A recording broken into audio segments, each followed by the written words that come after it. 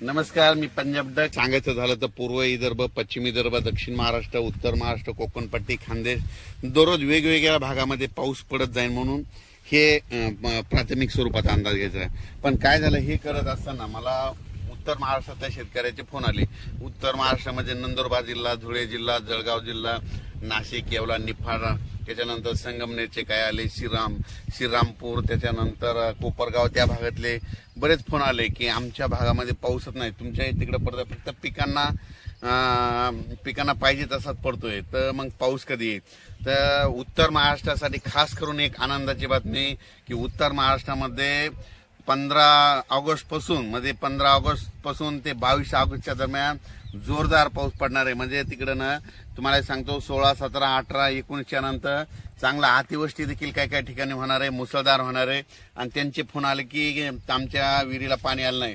तर ह्या पावसामध्ये तुमचा हा पाऊस निर्णायक ठरणार आहे, विहिरीला देखील तुमच्या पाणी येणार आहे, वडे नाले देखील वाहणार आहेत. म्हणून उत्तर महाराष्ट्रातल्या शेतकऱ्यांनी हा अंदाज लक्षात घ्यायचा.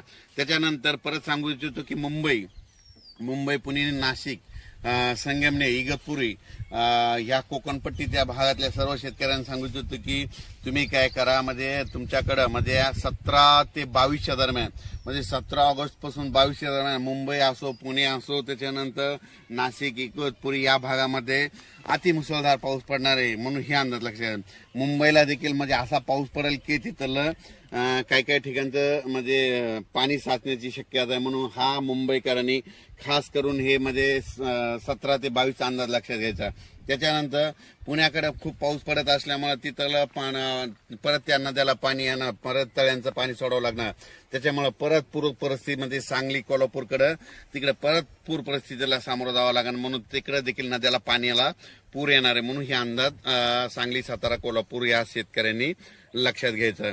त्याच्यानंतर राज्यातले सर्व मराठवाड्यातल्या शेतकऱ्याला सांगू इच्छितो की मराठवाड्यामध्ये आज देखील म्हणजे 10 ऑगस्ट पासून ते 13 ऑगस्टच्या दरम्यान म्हणजे मराठवाड्यामध्ये परभणी जिल्हा झालं, नांदेड जिल्हा झालं, हिंगोली जिल्हा झालं, लातूर जिल्हा झालं, धाराशिव जिल्हा झालं, बीड जिल्हा झालं, जालना जिल्हा झालं, त्याच्यानंतर संभाजीनगर, ह्या भागामध्ये आणखीन असा दररोजच म्हणजे पाऊस सुरू राहणार आहे. म्हणजे असं एकदम मराठवाड्यातला पाऊस आता एकदम असा बंद होणार नाही. आणि सगळ्यात महत्वाचं सर्व शेतकऱ्यांना महाराष्ट्रातल्या सांगू इच्छितो की राज्यामध्ये मागच्या महिन्यात कसं समजा थोडी उघाड दिली होती, खंड म्हणजे 10-15 दिवस पाऊस पडला नव्हता.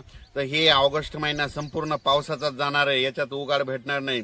म्हणून शेतकऱ्यांनी काय करायचं, जशी वेळ भेटत तर काय होणार आहे की सकाळी 9 ते दुपारी 2च्या दरम्यानपर्यंत थोडं हवामान कोरडं राहील, ऊन पडणार आहे. तितक्यामध्ये तुम्ही काय करा, हे 14 तारखेपर्यंत शेतकऱ्यांनी कामं करून घ्या. कारण की 15च्या नंतर राज्यातला पाऊस वाढतच जाणार आहे.